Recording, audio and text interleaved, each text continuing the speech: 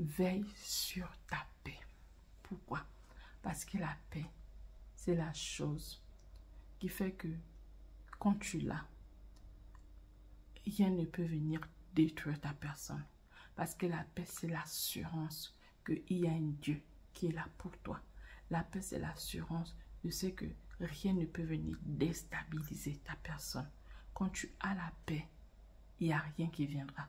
Mais ce que j'aimerais te faire comprendre, c'est que la paix n'est pas absence de problème. Mais la paix est celle-là qui ne permet pas que le problème qui arrive vienne te déstabiliser.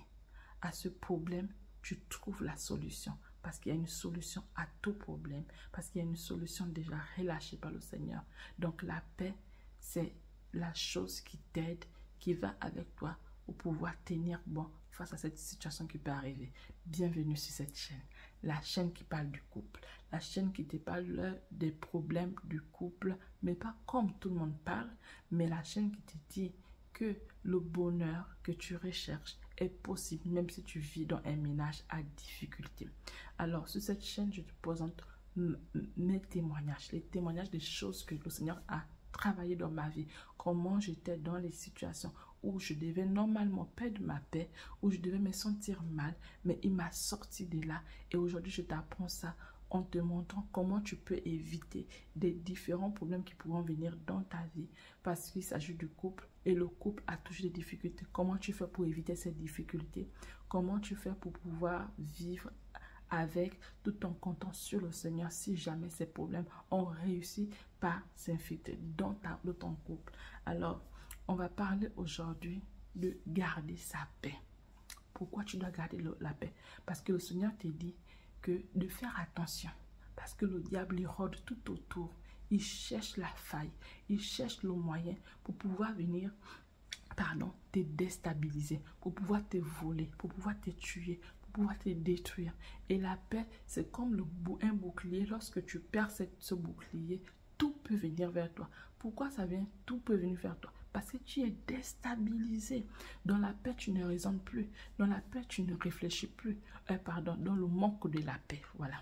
Dans le manque de la paix, tu ne réfléchis plus. Dans le manque de la paix, tu es vulnérable. Dans le manque de la paix, tout peut t'arriver.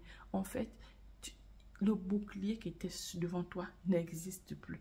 Donc, tu deviens comme une passoire. Tout passe sur toi et déstabilise ta personne. Donc, tu peux en perdre même ta vie. Tu peux même te retrouver dans une situation. Imaginons que c'est dans le couple. Eh bien, tu vas créer des situations de telle sorte que tu vas perdre ton ménage, tu vas perdre ton partenaire, tu vas perdre ton mari, tu vas perdre ta femme parce que tu n'as pas pu saisir ta paix, parce que tu n'as pas pu protéger ta paix. Donc c'est une chose qui est fondamentale dans la vie de quelqu'un, parce que quand tu perds cela, tout peut t'arriver.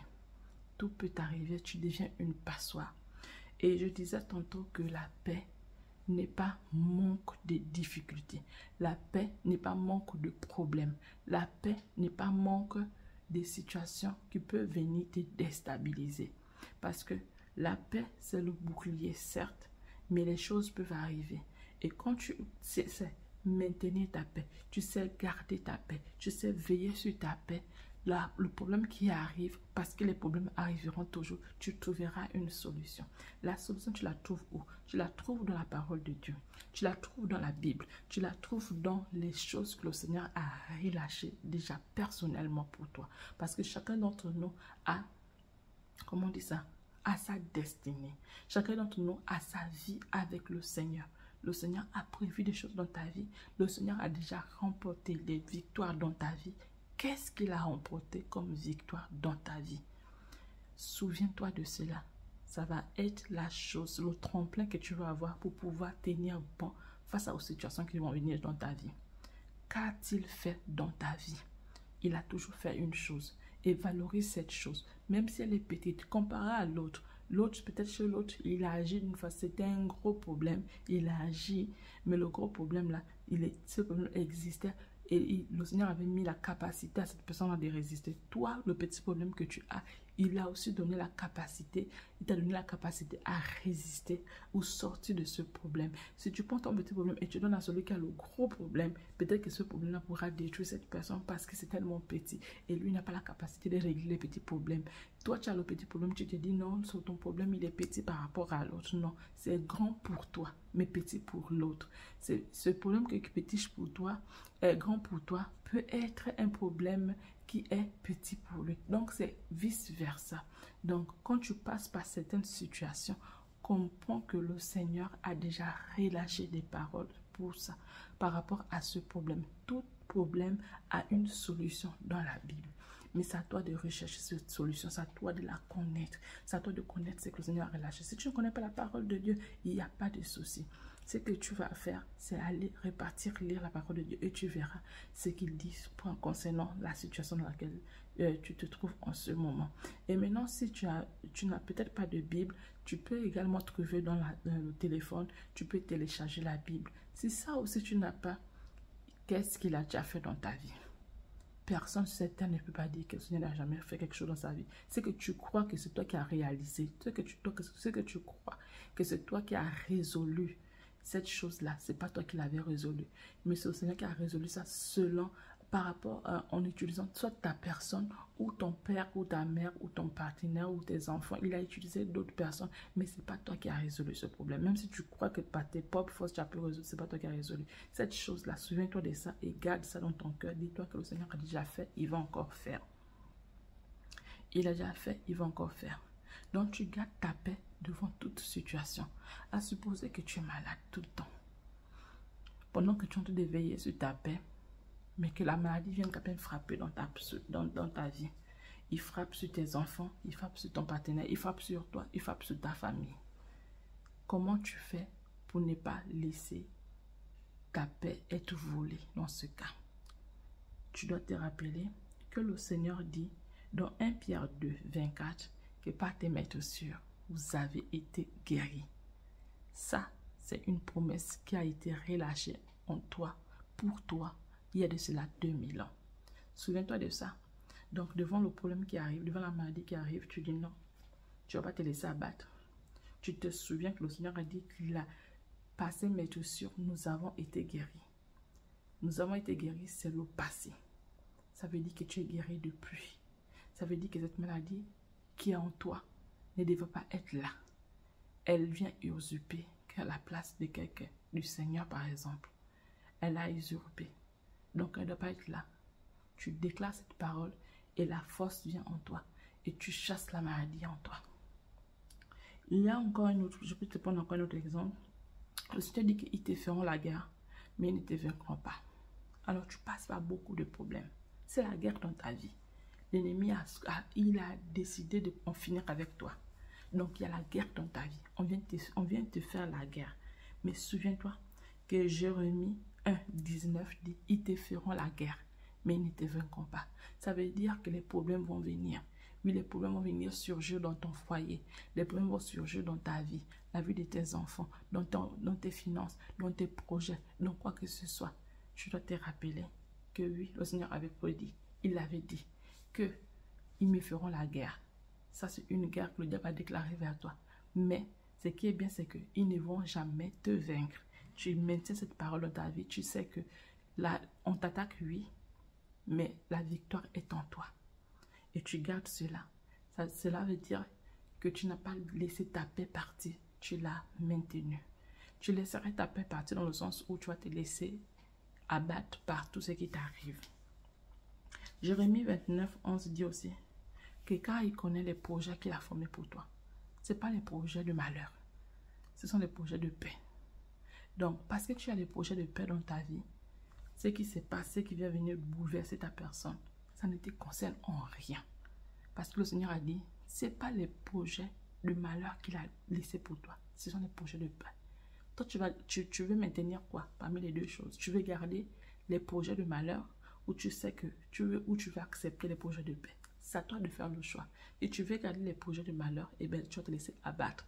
Mais si tu sais que le Seigneur t'a dit que ce sont les projets de paix qu'il t'a laissés pour toi, tu ne seras pas abattu et ta paix restera intacte.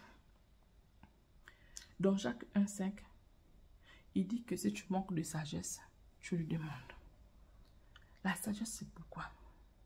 La sagesse, c'est pour te permettre de faire le bon choix. De faire le bon choix. De décider convenablement. De ne pas être insensé par rapport à certaines choses. Tu as besoin de la sagesse pour pouvoir tenir bon face à certaines situations. Donc, quand tu sais que le Seigneur te dit, tu manques de sagesse, ça veut dire que tu agis bizarrement. Tu agis de façon immature. Tu es immature dans ta façon de te comporter, peut-être dans ton ménage. Les actes que tu poses font que tu te discutes tout le temps avec ton partenaire. Et cela est une source de difficulté chez toi. Les actes que tu poses font que tes enfants en paient le prix. Tu comprends que le Seigneur a dit que si tu manques de sagesse, tu lui demandes. Il va renouveler ta personne. Il va t'aider. De telle sorte que tu ne sois sage et que tu ne commettes plus des choses bizarres. À supposer que tu es dans le manque. Toutes les choses te manquent. Tu es peut-être dépendant financièrement. Ou tu manques d'argent pour pouvoir faire certaines choses. Et tu es là, tu te poses la question, comment je vais faire? Sache que dans Ésaïe 40, 31, le Seigneur dit que il renouvelle ses bontés chaque jour. Les bontés du Seigneur sont renouvelées chaque jour. Donc tu es dans le manque, comprends qu'il y a quelqu'un qui vient déverser toutes choses bonnes pour toi. Chaque jour, chaque matin, tu as ça. Mais tu n'es pas seulement conscient de ce que le Seigneur déverse des choses dans ta vie. Saisis cette parole. Parce que tu sais que le Seigneur déverse des choses chaque jour dans ta vie. Tu ne seras plus troublé par le manque ou quoi que ce soit. Parce que tu comprends que même quand tu es dans le manque, en fait, tu n'es pas dans le manque. Parce que le Seigneur va toujours intervenir. Le Seigneur va agir. C'est pour ça que tu te réveilles le matin. Peut-être que tu n'as rien à manger. Tu sais que le Seigneur va venir intervenir. Parce que sa bonté se renouvelle chaque matin. Chaque matin, tu auras quelque chose pour pouvoir faire quoi que ce soit. Lorsque tu manques d'amour, tu dis, personne ne m'aime. Tout le monde est contre moi. Il n'y a même pas quelqu'un qui m'aime. Souviens-toi, Lamentation 3, 22 à 23 dit que les bontés du Seigneur ne sont pas épuisées. Ils se renouvellent chaque matin. Dans l'amour du Seigneur, attends. L'amour, pardon, quand je parlais d'Ésaïe 40, 31, c'était pas les bontés, c'était les bontés, c'est dans Lamentation 3, 22. Ésaïe 40, 31, c'était il renouvelle nos forces. Lorsque tu manques de force, tu te rends compte que tu manques de force. Le Seigneur dit qu'il renouvelle nos forces. Donc, rectification, le Seigneur renouvelle nos forces dans Ésaïe 40, 31. Si tu manques de force, tu demandes au Seigneur. Il dit, demande-moi. Quand tu manques de force, il renouvelle tes forces. Donc, en ce qui concerne la bonté, c'est dans Lamentation 3, 22 à 23. Donc, ces bontés sont renouvelées chaque jour. Tu manques d'amour ou tu manques de quoi que ce soit. Souviens-toi que le Seigneur renouvelle ses bontés en toi chaque jour. Donc, tu n'es pas dans le manque. C'est pour toi qui crois que tu es dans le manque. Et parce que tu crois que tu es dans le manque, voilà pourquoi ces choses ne viennent pas en toi. Et le diable réussit à t'évoluer puisque tu es ignorant. Tu es ignorant que lui, il renouvelle ses bontés chaque jour vers toi. Donc le diable a réussi à voler ta paix à ce niveau. Voilà pourquoi tu demeures dans le manque. Mais quand tu te rappelleras, quand tu te souviendras ou quand tu vas réaliser que, mais attends, pourquoi je suis dans le manque? Puisque le Seigneur dit qu'il renouvelle mes bontés. Il renouvelle ses bontés en moi chaque jour. Donc, je n'ai pas le droit de vivre dans le manque. Je dois vivre dans l'opulence. Je dois vivre dans tout ce que je veux. Donc, tu t'es fait voler à ce niveau. Commence par chasser le diable dans ta vie. Dans le sens où tu manques de tout. Souviens-toi le Seigneur te donne ça chaque jour. Mais comme tu n'as pas réalisé que tu avais droit à ces choses, voilà pourquoi le diable te vole. Alors, j'espère que cette vidéo va te faire du bien. Commente, like, partage. Et surtout, abonne-toi parce que les statistiques disent que beaucoup de personnes me suivent mais ne sont pas abonnés. Donc, si vous pouvez vous abonner, ça fera énormément du bien. C'est gratuit. Ce sera pour m'encourager dans les contenus que je vous donne. Et On pourra en discuter comme vous voulez. Vous me laissez des messages pour pouvoir me dire ce que vous en pensez.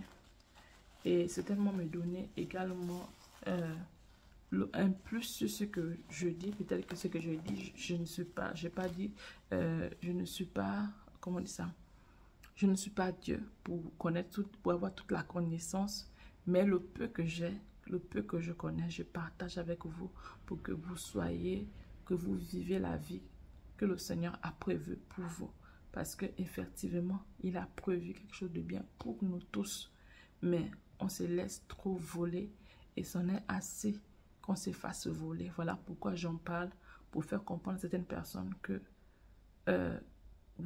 si vous êtes dans le manque de quoi que ce soit, si nous tous nous sommes dans le manque, parce que moi aussi il y a des choses parfois qui me manquent et je me rends compte, je me rends compte plus tard que, mais attends, le Seigneur a déjà relâché sa parole, ou encore il a traité ce cas, je n'ai pas le droit de vivre dans ça, et je reviens sur les meilleurs sentiments. Donc ça, c'est c'est ce que je prie pour vous, que vous vous souvenez de ce que le Seigneur a déjà agi pour vous. Il a relâché des choses et nous sommes bénéficiaires de ça, donc nous devons vivre dans ça. Partagez massivement la vidéo, commentez, likez. À la prochaine vidéo.